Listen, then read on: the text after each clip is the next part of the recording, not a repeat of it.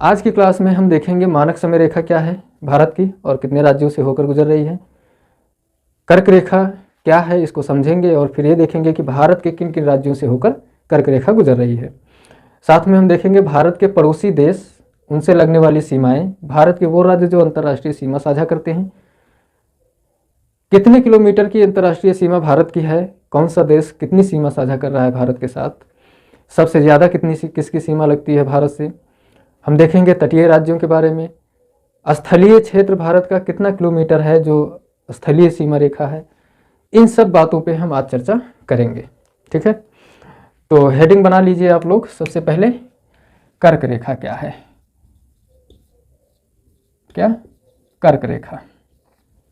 कर्क रेखा सबसे पहले हम लोग ग्लोब पर समझ लेते हैं पहले कि कर्क रेखा भारत से होकर जो गुजर रही है, तो ये ग्लोब से लेकर के और भारत से होकर गुजरने तक की प्रक्रिया क्या है, इससे कैसे प्रश्न बनते हैं, हम इन सब बातों पे चर्चा करेंगे, ठीक है। सबसे पहले ये देख लेते हैं कि ग्लोब पर कर्क रेखा की क्या स्थिति है।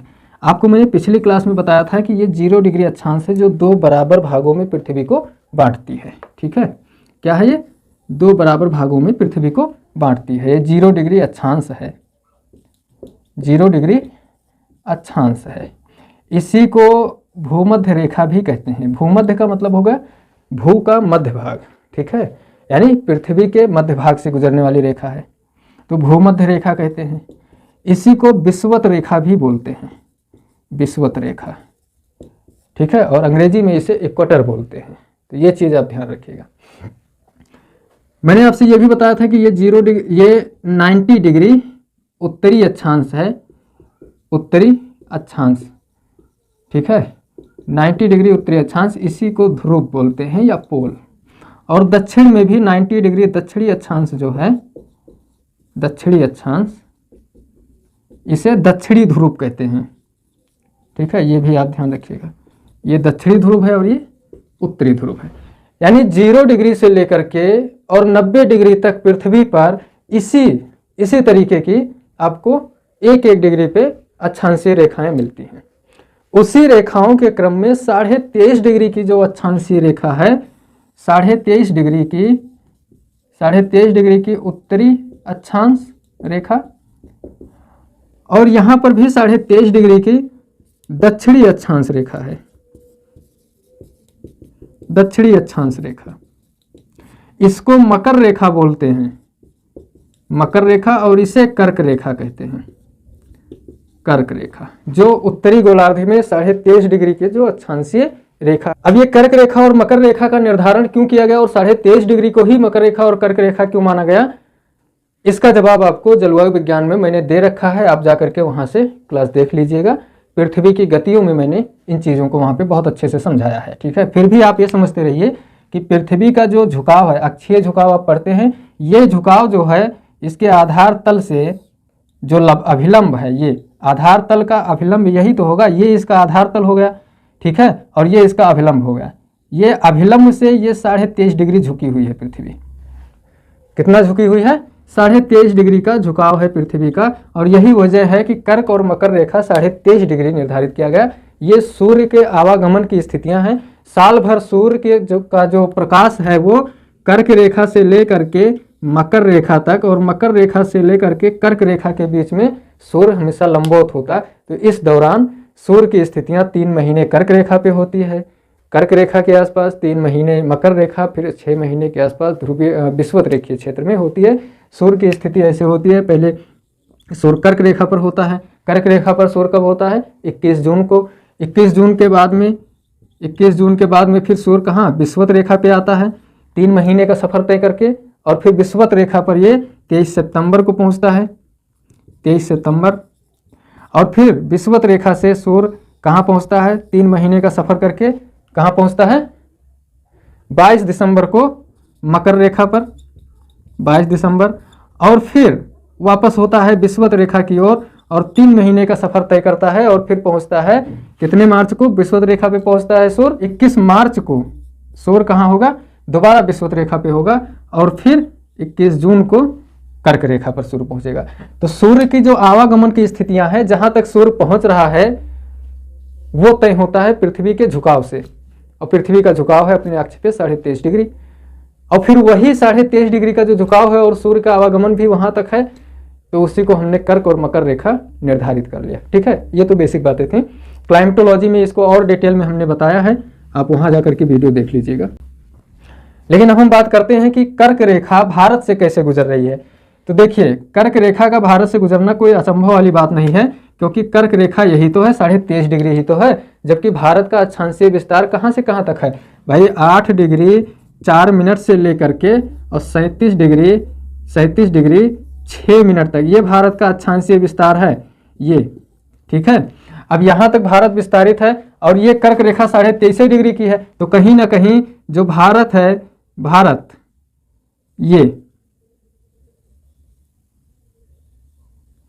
ये भारत के बीच से ही होकर के तो कर्क रेखा गुजर रही है भाई। भारत का जो विस्तार है, सॉरी भारत थोड़ा ऊपर हो गया है, लेकिन आप ये देखिए,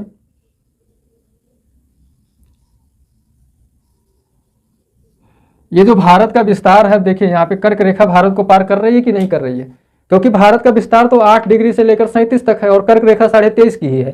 तो अब हम इसी को जरा जूम करके देख लेते हैं कि भारत से जो कर्क रेखा गुजर रही है वो कैसे जा रही है और कितने राज्यों से होकर जा रही है। यहाँ से एक प्रश्न बनता है, मान लीजिए कि ये कर्क रेखा जा रही है, ये कर्क रेखा है, ठीक है, 23.5 डिग्री उत्तरी अक्षांश की रेखा कर्क रेखा है। उत्तरी अक्षांश की रेखा क्या कहलाती है, कर्क रेखा कहलाती है। ये आप ध्यान रखिएगा। भारत से जब ये गुजरती है तो 8 राज्यों से गुजरती है। कौन कौन से राज्य हैं वही आपके लिए महत्वपूर्ण है, वहीं से प्रश्न बनने हैं। ठीक है, तो सबसे पहला राज्य है गुजरात का। गुजरात के बाद में फिर आता है राजस्थान, राजस्थान के बाद में फिर आता है मध्य प्रदेश, आता है छत्तीसगढ़, और छत्तीसगढ़ के बाद में झारखंड। झारखंड की ध्यान रहे राजधानी से होकर गुजर रही है, झारखंड की राजधानी कर्क रेखा पर है। ठीक है, आप लिख लीजिए राजधानी। ठीक है, ये आप ध्यान रखिएगा। और फिर गुजरता है पश्चिम बंगाल से, पश्चिम बंगाल के बाद में फिर गुजरता है त्रिपुरा से, और त्रिपुरा के बाद में गुजरता है मिजोरम से।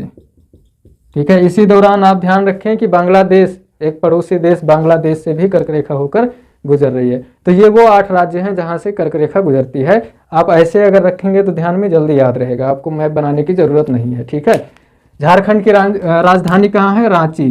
तो ये आपसे कभी कोई प्रश्न कई बार पूछा गया है कि कर्क रेखा निम्नलिखित में से किस राज्य की राजधानी से होकर गुजर रही है, तो ध्यान रहे झारखंड की राजधानी रांची से होकर कर्क रेखा गुजरती है। अब ये कर्क रेखा से संबंधित एक स्टेटमेंट और कभी कभी आपसे परीक्षा में पूछा जाता है, उस स्टेटमेंट को भी हम थोड़ा समझ लेते हैं। स्टेटमेंट कहता है कि कर्क रेखा, मैं यहाँ लिख दे रहा हूं कि कर्क रेखा भारत को 2 लगभग बराबर भागों में बांटती है, बराबर भागों में बांटती है। और दूसरा स्टेटमेंट है कि कर्क रेखा के उत्तर में, कर्क रेखा के, देखिए दूसरा स्टेटमेंट आप ऐसे लिख लीजिए कि भारत 2 कटिबंधों में स्थित है, 2 कटिबंधों में स्थित है। कर्क रेखा के उत्तर, कर्क रेखा के उत्तर उपोष्ण कटिबंध, उपोष्ण कटिबंध, और कर्क रेखा के दक्षिण उष्ण कटिबंध। ठीक है, ये आप ध्यान रखिएगा, बहुत इंपॉर्टेंट कॉन्सेप्ट है। स्टेटमेंट क्या कह रहा है कि भारत को 2 लगभग बराबर भागों में बांटती है क्या, कर्क रेखा, और भारत 2 कटिबंधों में स्थित है। कर्क रेखा के उत्तर में उपोष्ण कटिबंध और कर्क रेखा के दक्षिण में उष्ण कटिबंध। तो पहले हम ये समझ लेते हैं कि कटिबंध क्या है। कटिबंध का मतलब यहाँ पे होता है ताप कटिबंध। ठीक है, ध्यान रहे, ताप कटिबंध। पूरे जलवायु विज्ञान में कटिबंध के रूप में ताप कटिबंधों को ही विभाजित किया गया है, एक वर्गीकरण है। पूरी पृथ्वी पर 7 ताप कटिबंध पाए जाते हैं। ठीक है, पूरी पृथ्वी पर। तो उनके टेम्परेचर के आधार पर एक बड़े क्षेत्र को निर्धारित किया गया है, एक अक्षांश के माध्यम से पूरी पृथ्वी को 7 कटिबंधों में या जोन में बांटा गया है। उनको हम देख लेते हैं। फिर ये देख लेंगे, जब ये देख लेंगे कि कितने कटबंधों में पूरी पृथ्वी बटी है, तो फिर हम लोकेशन के हिसाब से देख लेंगे कि भारत कैसे 2 कटबंधों में आ गया। तो ये देखिए, ये 0 डिग्री अक्षांश है या फिर विषुवत रेखा है, ये आप सब जानते हैं, कई बार बताया हूँ। ठीक है, 0 डिग्री अक्षांश ये है और 90 डिग्री यानी ध्रुव क्या है, ये है। यहाँ भी 90 डिग्री दक्षिणी ध्रुव इसे कहते हैं। ठीक है, दक्षिणी ध्रुव ये है। अब बात आती है कि कटबंधों की, तो 0 डिग्री से लेकर के 30 डिग्री तक, 30 डिग्री उत्तरी अक्षांश, 30 डिग्री उत्तरी अक्षांश, और 0 डिग्री से लेकर के 30 डिग्री दक्षिणी अक्षांश। इसके बीच में देखिए, रेड पेन से हम उष्णकटिबंध क्षेत्र को दर्शाएंगे। ये पूरा का पूरा यहाँ से 0 डिग्री से उत्तरी दक्षिणी गोलार्ध में 30 डिग्री तक क्या है, उष्णकटिबंध है। क्या है, उष्णकटिबंध। उष्ण का मतलब हो गया गर्म, बहुत गर्म क्षेत्र। ये 0 से 30 डिग्री तक है। और फिर 30 से 60 डिग्री उत्तरी अक्षांश और 30 से 60 डिग्री दक्षिणी अक्षांश, दक्षिणी अक्षांश। इसके बाद में 60 से 90 डिग्री दक्षिणी अक्षांश, क्योंकि ध्रुवीय क्षेत्र में हम आ गए, बहुत उच्च अक्षांश है, तो यहाँ पे ना तो सूर्य का प्रकाश पहुंच रहा है ना ही गर्मी हो रही है। तो फिर ये कैसा क्षेत्र होगा, बहुत ठंडे वाला क्षेत्र होगा, इसलिए इसका नाम पड़ा शीत कटिबंध। क्या पड़ा, शीत कटिबंध। यहाँ उष्ण कटिबंध पड़ा क्योंकि यहाँ सूर्य का प्रकाश लंबवत पड़ता है, बहुत प्रचंड गर्मी होती है, इसलिए इसे उष्ण प्रदेश कहा जाता है। और जब ये 60 से 90 डिग्री दक्षिण में शीत कटिबंध है, तो यहाँ भी 60 से 90 डिग्री में शीत कटिबंध होगा, क्योंकि ध्रुव पर यहाँ भी वही हालत है जो दक्षिणी ध्रुव पर है। अब आपके पास 2 क्षेत्र कन्फर्म हो गए, एक किनारे बहुत प्रचंड ठंडी और एक तरफ प्रचंड गर्मी, तो बीच में जो क्षेत्र होगा उसकी क्या हालत होगी, बीच वाले क्षेत्र में 2 तरह की जलवायु हो जाएगी। इधर जो है ठंडी से जो सर्द वाले क्षेत्र से लगा हुआ क्षेत्र होगा, उसमें ठंडी ज्यादा होगी, गर्मी कम, तो इसका नाम पड़ गया शीतोष्ण। ठीक है, और जो गर्मी वाले क्षेत्र से लगा हुआ क्षेत्र है, उसमें गर्मी अधिक ठंडी कम, तो इसका नाम पड़ गया उपोष्ण। क्या पड़ गया, उपोष्ण। लगभग में 45 डिग्री की रेखा इसको अलग कर देती है। देखिए, भौतिक भूगोल में कभी भी कोई चीज एग्जैक्ट लाइन के माध्यम से डिवाइड नहीं होती है। फिजिकल जहाँ भी होता है वहाँ एक बड़ा क्षेत्र होता है, एक ट्रांजिशन एरिया होता है, संक्रमण क्षेत्र होता है। तो अचानक से तो गर्मी से ठंडी आ नहीं जाएगी, बीच में कुछ क्षेत्र ऐसा होगा जहाँ गर्मी धीरे धीरे कम होगी और थोड़ा थोड़ा ठंडी प्रवेश करना शुरू करेगी। फिर अचानक ऐसा क्षेत्र आएगा और दूर जाने पर जहाँ ठंडी अधिक हो गई, गर्मी कम पड़ने लगी, और फिर धीरे धीरे प्रचंड ठंडी आ जाएगी। जैसे आप मौसम देखते हैं, दीपावली से थोड़ा थोड़ा ठंडी बढ़ने लगती है, दिन में गर्मी रात में ठंडी, फिर धीरे धीरे करते करते प्रचंड ठंडी हो जाती है। और ठंडी खत्म कैसे हो रही है, अभी आज का मौसम देख लो, दिन में गर्मी रात में ठंडी, फिर धीरे धीरे गर्मी बढ़ती जाएगी, ठंडी कम होती जाएगी और फिर प्रचंड गर्मी आएगी। तो ऐसे होता है ताप कटबंधों में भी, गर्मी है, गर्मी से थोड़ा थोड़ा गर्मी कम होगा, कम होते होते ज़्यादा गर्मी कम हो जाएगा, तो शीतोष्ण कटबंध हो जाएगा। ठीक वैसे यहाँ पर भी होता है। यहाँ गर्मी का क्षेत्र है, गर्मी से लगा हुआ क्षेत्र है, तो इसको बोल दिया गया उपोष्ण। उपोष्ण का मतलब हो गया, संधि विच्छेद करोगे तो उष्ण का उप प्रदेश, यानी गर्मी का जो है वो उप प्रदेश, और उप विभाग कब होता है, उसी का छोटा रूप होता है। यानी यहाँ गर्मी उतनी ही है लेकिन उसकी अपेक्षा कम गर्मी है। ठीक है, और इधर हो गया शीतोष्ण प्रदेश, क्योंकि ये शीत से लगा हुआ क्षेत्र है, और यहाँ भी लगभग 45 डिग्री की रेखा इनको अलग करती है। तो अब हमारी चर्चा किस पे होनी है कि भारत 2 भागों में कैसे बढ़ गया, उष्ण और उपोष्ण। ये तभी होगा जब भारत का विस्तार यहाँ भी हो, यानी इस वाले पूरे क्षेत्र में ये पूरा उष्ण है 30 डिग्री तक, और 45 तक उपोष्ण में है, तो यहाँ 45 वाले भाग में भी, इस वाले हिस्से में भी भारत आना चाहिए, तब तो 2 भागों में होगा, 2 तरह का कटिबंध होगा। तो भारत आता है इन 2 हिस्सों में। भारत का जो विस्तार है आप ऐसे देखो,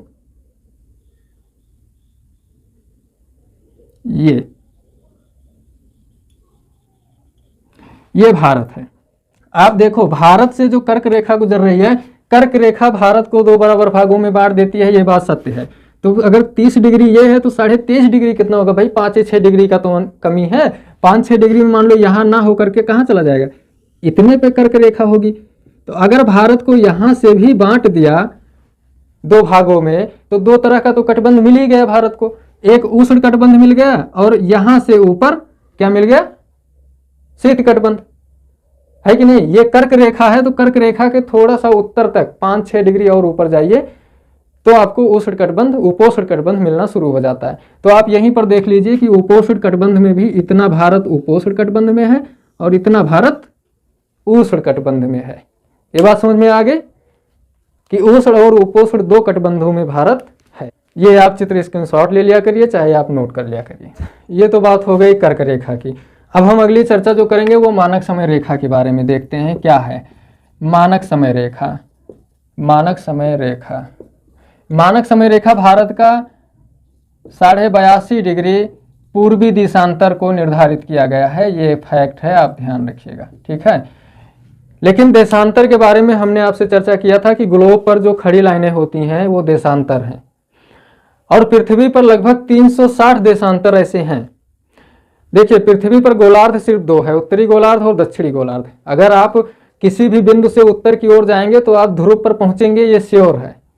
ध्रुव पर आप पहुंचेंगे, ये श्योर है। ये पृथ्वी है, अगर ये ध्रुव है और ये ध्रुव है तो पृथ्वी ऐसे रोटेट कर रही है, ऐसे रोटेशन हो रहा है अगर पृथ्वी का, तो आप यहां से अगर चलेंगे तब भी ध्रुव पे पहुंचेंगे, इधर जाएंगे तब भी आप पोल पर पहुंचेंगे। एक निश्चित बिंदु है कि ये उत्तर का लास्ट बिंदु है, दक्षिण का अंतिम बिंदु है। लेकिन अगर आप पूर्वी गोलार्ध कोई कहे तो पूर्वी गोलार्ध कहाँ है? कोई पोल है उसका पूर्व में? नहीं है। क्यों नहीं है? क्योंकि पृथ्वी ऐसे रोटेट कर रही है। और अगर पृथ्वी अपने अक्ष पे लगातार घूम रही है लट्टू की तरह, तो फिर पोल पे आप कहां पहुंच रहे हैं? पोल तो है ही नहीं। तो पृथ्वी पर 2 ही गोलार्ध है, तीसरा कोई गोलार्ध नहीं है। ये बात आप ध्यान रखिएगा, ठीक है। और यही वजह है कि हमारे लिए एक समस्या बन गई कि हम पूरब और पश्चिम दिशा कहां से निर्धारित करें, कि कितने से कितने तक पूरब माना जाएगा और कितने से कितने तक पश्चिम माना जाएगा। जब पूरा घूम ही रहा है, कहीं एक जगह स्थिर होता तो लाइन खींच देते कि इधर से पूरब इधर पश्चिम, लेकिन ऐसा हो नहीं पा रहा है। तो हम अगर देशांतर की बात करें तो पृथ्वी पर चूंकि क्या है, ये 0 डिग्री देशांतर है, 0 डिग्री देशांतर है।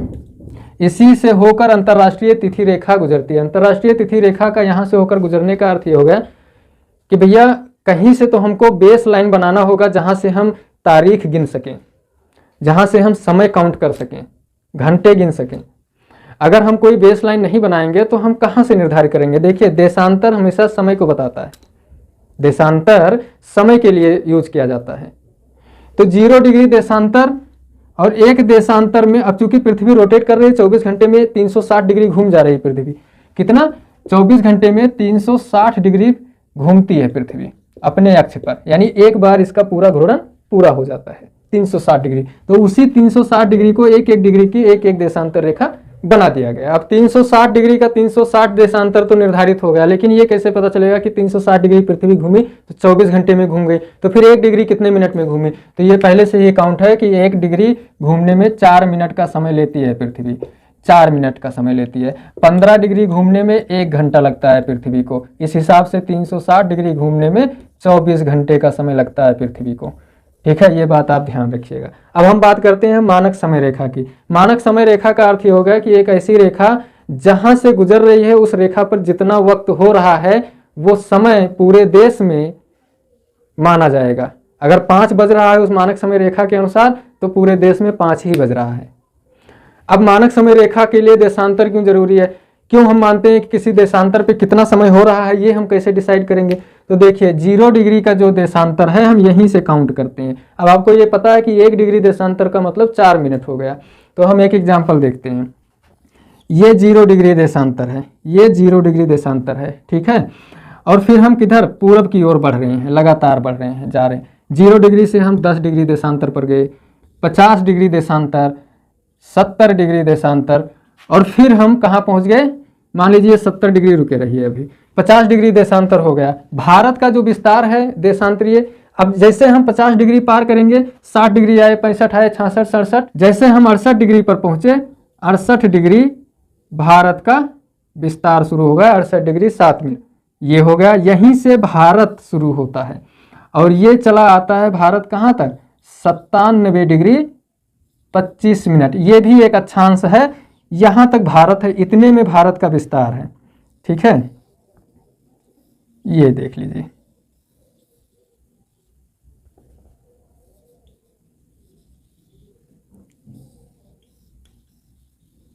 ये भारत का विस्तार मान लीजिए, इतना भारत है।